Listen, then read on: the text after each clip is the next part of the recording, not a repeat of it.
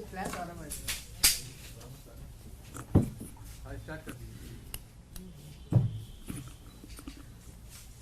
कल सुबह crime branch के 1 दर्जन अफसर दिल्ली के मुख्यमंत्री अरविंद केजरीवाल जी के घर पहुंचे।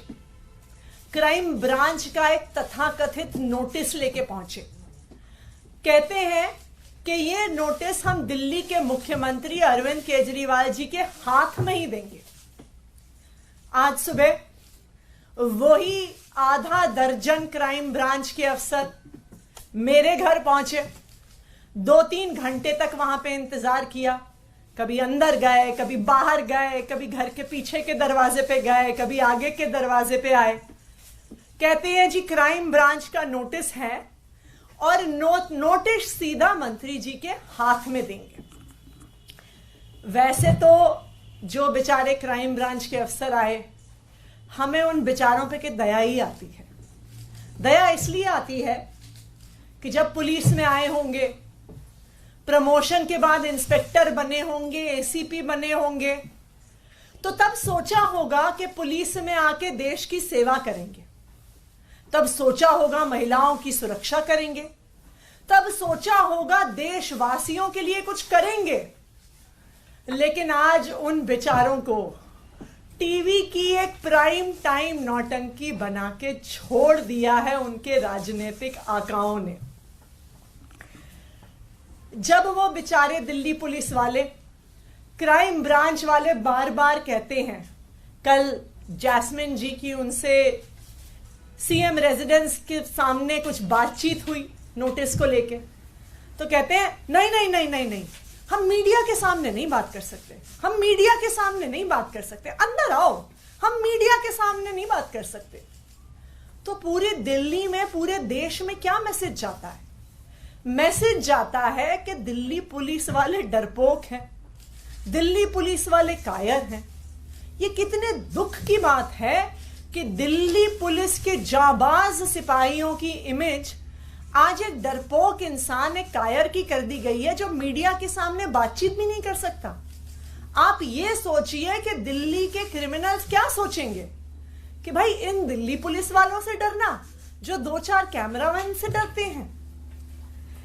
एनीवे, तो कल आए क्राइम ब्रांच वाले 3-4 घंटे की इस नौटंकी के बाद मुख्यमंत्री अरविंद केजरीवाल जी को एक नोटिस देके गए। आज सुबह भी मेरे घर आकर भी 2-3 घंटे की नौटंकी के बाद एक ये नोटिस देके गए। अब ये नोटिस भी मजेदार है। ये नोटिस ना तो एफआईआर है, ना ये किसी प्रकार का समन्स है, ना इसमें आईपीसी की कोई धारा, ना इसमें सीआरपीसी की कोई धारा, ना इसमें पीएमएलए की कोई धारा, ना इसमें प्रिवेंशन ऑफ करप्शन एक्ट की कोई धारा। तो कुल मिला के क्राइम ब्रांच 48 घंटे की नौटंकी के बाद मुख्यमंत्री अरविंद केजरीवाल जी और मुझे एक चिट्ठी देके चला गया है, जो वो कह रहे थे कि हम हाथ में ही देंगे। इतनी महत्वपूर्ण चिट्ठी है। मैं कई बार सोचती हूँ कि हमारे तो घरों में कभी अमेज़न वाले आते हैं, कभी फ्लिपकार्ट वाले आते हैं, कभी सरकारी कर्मचारी डाक की फाइलें लेके आते हैं। तो ये तो स्वाभाविक बात है कि वो फाइलें, वो डिलीवरी ऑफिस में ही छोड़ी जाती है। कोई मुख्यमंत्री, कोई मंत्री डाक के डेस्क पे बैठ के चिट्ठी रिसीव करने के लिए नहीं बैठा। लेकिन जो कल हुआ वो उन पुलिस वालों की गलती नहीं है, उनके राजनीतिक आका हैं जो हमसे कुछ सवाल पूछना चाहते हैं। तो वो हमसे पूछना चाहते हैं कि आखिरकार किसने आम आदमी पार्टी के विधायकों को ऑफर दिया। तो मैं दिल्ली पुलिस के राजनीतिक आकाओं को बताना चाहती हूं कि आपको इतनी नौटंकी करने की जरूरत ही नहीं थी। मैं आज प्रेस कॉन्फ्रेंस करके उन सवालों का जवाब दूंगी कि आखिरकार किसने आम आदमी पार्टी के विधायकों को करोड़ों रुपए के ऑफर दिए। वही लोग हैं जिन्होंने 2016 में उत्तराखंड में 9 कांग्रेस के विधायकों को कांग्रेस से तोड़कर बीजेपी में शामिल किया था। जिन लोगों ने उन 9 कांग्रेस के विधायकों को तोड़ा था, उन्होंने ही आम आदमी पार्टी के विधायकों को संपर्क किया। गोवा 2019 जुलाई, जब 14 एमएलए कांग्रेस पार्टी के 17 उनके टोटल विधायक जीत के आए थे, उनके 14 एमएलए कांग्रेस छोड़ के भारतीय जनता पार्टी में चले गए। जो लोग उन 17 कांग्रेस के विधायकों के पास गए थे, वही लोग आम आदमी पार्टी के विधायकों के पास आए। कर्नाटका 2019, मई 2018 में कांग्रेस और जेडीएस की सरकार बनी। एचडी कुमारस्वामी मुख्यमंत्री बने।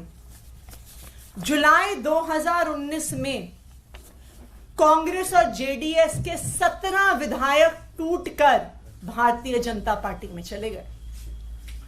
जो लोग उन 17 कांग्रेस और जेडीएस के विधायकों को पैसा ऑफर करने आए थे, धमकियां देने आए थे, वही आम आदमी पार्टी के विधायकों के पास आए। मध्य प्रदेश 2020, कमलनाथ मुख्यमंत्री थे, कांग्रेस की सरकार थी। 22 कांग्रेस के विधायक कांग्रेस छोड़कर, टूटकर भारतीय जनता पार्टी में शामिल हो गए। तो जो उन कांग्रेस के 22 विधायकों को खरीदने आए थे, उनको तोड़ने आए थे, वही आम आदमी पार्टी के विधायकों के पास आए। और लेटेस्ट, जो अभी कुछ ही दिन पहले पूरे देश ने देखा, महाराष्ट्र में नवंबर 2019 में उद्धव ठाकरे महाराष्ट्र के मुख्यमंत्री बने। लेकिन 21 जून 2022 को शिवसेना के नेता एकनाथ शिंदे 11 विधायकों के साथ बंबई से सूरत चले गए और शिवसेना छोड़कर भारतीय जनता पार्टी के साथ मिलकर उन्होंने सरकार बना ली। तो जो लोग एकनाथ शिंदे के साथ साथ 11 विधायकों को तोड़ने आए थे, वही लोग आम आदमी पार्टी के विधायकों को तोड़ने आए। और जो तेलंगाना में हुआ, जो एक स्टिंग के माध्यम से हमने देखा कि कुछ लोग विधायकों को तोड़ने के लिए करोड़ों रुपए कैश लेके घूम रहे थे, वही लोग आम आदमी पार्टी के विधायकों से संपर्क कर रहे हैं। तो मैं क्राइम ब्रांच के राजनीतिक आकाओं को बताना चाहती हूं कि आपको भी पता है कि कौन वो लोग हैं जो पिछले 7-8 साल से एक एक करके ऑपोजिशन की सारी सरकारों को तोड़ रहे हैं। और वही लोग हैं जो आज आम आदमी पार्टी के एमएलए से संपर्क कर रहे हैं। अब मैं जैस्मिन शाह जी से कहूंगी कि वो अपनी बात रखें।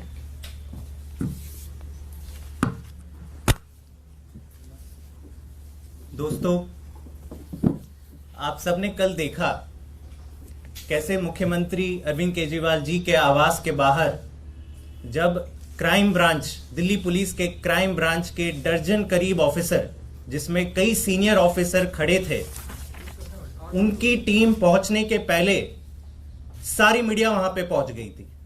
किसने बताया मीडिया को? भाजपा ने बताया। मतलब भाजपा को पता चल जाता है कि अभी क्राइम ब्रांच मुख्यमंत्री आवास पे पहुंचने वाली है। आज मंत्री आतिशी जी के यहां क्राइम ब्रांच के वही दर्जन ऑफिसर पहुंच जाते हैं। उससे पहले 2 दर्जन मीडिया वाले पहुंच जाते हैं। और फिर वहां पर 5 घंटे, कल मुख्यमंत्री आवास के बाहर 5 घंटे ये क्राइम ऑफिसर अपना सारा काम काज छोड़कर केवल खड़े रहते हैं और कहते हैं नहीं जी, हमें तो मुख्यमंत्री जी से मिलना है। आप सब ने वो वीडियो देखा होगा जहां मैंने उनसे एक आम नागरिक के तौर पे सवाल पूछा कि किस धारा के तहत, बस इतना बता दीजिए, किस धारा के तहत आप ये नोटिस मुख्यमंत्री जी को पर्सनली हाथ में सौंपना चाहते थे। क्या कहा उन्होंने? नहीं जी, मीडिया के सामने नहीं कहूंगा, आ जाइए अंदर, आ जाइए अंदर, बात करते हैं। इतना डर, इतना खौफ। अगर आप कानून के तहत कोई काम करते हैं तो मीडिया के सामने बताने में क्या है आपको डर? सवाल का जवाब नहीं दिया। अंत पंत में 5 घंटे की नौटंकी के बाद वही नोटिस सीएम दफ्तर के बाहर देके चले गए। मैं आज आपको यह बताना चाहता हूं कि दिल्ली में इसका क्या इंपैक्ट होता है। आप सब जानते हैं दिल्ली देश का क्राइम कैपिटल है। हर साल, ये सुन लीजिए, ये नंबर अगर आप सुनेंगे तो चौंक जाएंगे, हर साल दिल्ली में 3 लाख क्रिमिनल केसेस रजिस्टर होते हैं। 3 लाख। इन 3 लाख केसेस में से चार्जशीट कितने में फाइल होती है? 1 लाख। 1 लाख से भी कम, करीबन 30% क्रिमिनल केसेस में ही हर साल चार्जशीट फाइल होती है। 2 लाख केसेस में तो चार्जशीट ही फाइल नहीं होती। और ये जो 30% का आंकड़ा है, परसेंटेज ऑफ चार्जशीट फाइल, वो देश भर में सबसे कम है। मतलब दिल्ली में सबसे ज्यादा क्राइम रेट, दिल्ली में सबसे कम चार्जशीट। महिला सुरक्षा की बात करते हैं। Delhi is the rape capital of India. Women crimes against women में दिल्ली का अव्वल नंबर आता है। सारे मेट्रोपॉलिटन सिटीज का अगर आप हिसाब किताब लगा दें तो highest number of crimes against women Delhi में पिछले साल पाए गए 14,158। सीनियर सिटीजन्स की बात करें, सारे देश में सबसे ज्यादा क्राइम अगेंस्ट सीनियर सिटीजन्स कहां रजिस्टर होते हैं? दिल्ली में रजिस्टर होते हैं 1,315 पिछले साल, जो उसके पहले के साल से भी ज्यादा था। क्राइम अगेंस्ट चिल्ड्रन की बात कर लेते हैं। बच्चे कितने सेफ हैं दिल्ली में? दिल्ली में देश भर में highest crime against children report होते हैं हर साल। पिछले साल कितने रजिस्टर हुए? 7,400। और ये हर साल ये आंकड़े बढ़ते जाते हैं। हर साल दिल्ली के टोटल क्रिमिनल केसेस जो भी रजिस्टर हो रहे हैं वो बढ़ते जा रहे हैं। लेकिन दिल्ली पुलिस के क्राइम ब्रांच क्या करती है? बीजेपी के मुख्यालय से कॉल नहीं आया, दर्जन ऑफिसर भेज दो मुख्यमंत्री के घर पर, 5 घंटे उनको खड़े रहने दो, मीडिया के सामने नौटंकी करेंगे, भंगड़ा करेंगे कि आओ हमें शूट करो, हम यहां पे खड़े हैं। और नोटिस का आधार क्या है? जैसे अतिशी जी ने कहा, ना कोई आईपीसी की धारा मेंशन है, ना सीआरपीसी, ना कोई समन्स, ना एफआईआर। एक कोरे कागज पे एक नोटिस या खत लिखकर कह रहे हैं कि नहीं हमें तो मिलना है। तो क्या मुख्यमंत्री और मंत्री दिल्ली सरकार के सारे अपना काम काज छोड़ दें, केवल और केवल डाकिया का काम करें कि अपने घर के बाहर खड़े रहें कि आइए दिन भर आइए, जो भी खत लेंगे हम आपको पर्सनली सौंपेंगे? हमारी बीजेपी से गुजारिश है, दिल्ली पुलिस के राजनीतिक आकाओं से गुजारिश है कि ये नौटंकी करना बंद करें, दिल्ली के लोगों की सेवा करने दें। दिल्ली के क्राइम ब्रांच के पुलिस ऑफिसर का कोई इसमें दोष नहीं है। हमारी पूरी तरह से दया है उनके साथ। वो जब आए थे पुलिस फोर्स में तो ये जरूर सोच के आएंगे कि देश की सेवा करेंगे, महिला सुरक्षा पर काम करेंगे, किडनैपिंग रोकने में काम करेंगे, मर्डर को रोकने में काम करेंगे। लेकिन होता क्या है, सुबह 8 बजे कॉल आ जाता है कि जाओ आज पूरी दिन मीडिया के लेके जाओ और सीएम के बाहर आप सीएम के घर के बाहर आप ये खड़े रहो रास्ते पे। दुख होता है और मेरी हाथ जोड़ से विनती है कि क्राइम ब्रांच को उसका राजनीतिकरण ना करें, उनको जनता की सेवा करने में छोड़ दें। किसी जी, अभी जैस्मिन बता रहे थे कि सबसे कम केस रजिस्टर होता है दिल्ली में, लेकिन आप लोगों ने जो आरोप लगाया है उस पे भारतीय जनता पार्टी कह रही है कि सबूत नहीं देंगे तो आपके ऊपर में केस रजिस्टर होने वाला है और जवाब आपको इस बार देना ही पड़ेगा। क्या है सबूत, वो बता क्यों नहीं रहे आप लोग?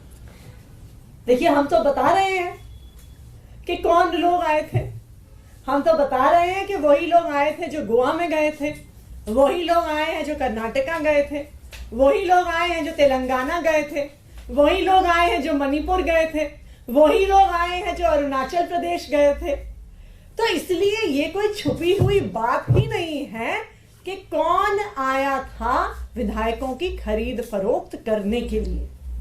ये आप सड़क पर चले जाइए, सड़क पर चलता हुआ आपको बच्चा बच्चा बता देगा कि कौन कांग्रेस के विधायक तोड़ रहा है, कौन शिवसेना के विधायक तोड़ रहा है, कौन जेडीएस के विधायक तोड़ रहा है, कौन आम आदमी पार्टी के विधायक तोड़ने की कोशिश कर रहा है। मतलब तो इसलिए ये क्या करें, एक भारतीय परंपरा में कहते हैं प्रत्यक्ष ही प्रमाण है, तो ये बिल्कुल प्रत्यक्ष है, पूरे देश के सामने है कि कौन विपक्ष की पार्टियों पर केस कर रहा है, कौन विपक्ष की पार्टियों को डराकर धमकाकर पैसों का लालच देकर तोड़ने की कोशिश कर रहा है।